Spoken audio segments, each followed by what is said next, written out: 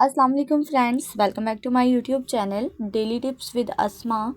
आज के इस वीडियो में हम आपको बताएंगे नगीन नाम के बारे में दिलचस्प मालूमात। नगीन नाम का शुमार लड़कियों के नामों में होता है। नगीन एक इस्लामी नाम है। नगीन नाम की इब्तदाई तारीख हिंदी ज़ुबान से निकलती है। नगीन नाम की लड़कियों के लिए खुशकिस्मत नंबर 3 माना जाता है। माहिरीन के मुताबिक नगीन नाम की लड़कियां बहुत शर्मीली होती हैं। नगीन नाम का मतलब है हीरा, कीमती पत्थर। नगीन नाम की लड़कियों के लिए खुशकिस्मत दिनों में जुम्मा और हफ्ते का दिन शामिल है। नगीन नाम के अफराद के लिए मुवाफिक रंगों में काला, नीला और बनफशी रंग शामिल है।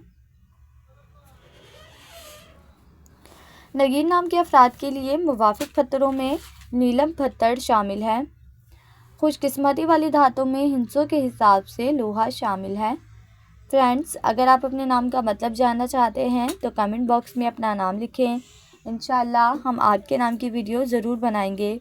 Thanks for watching. अल्लाह हाफिज़।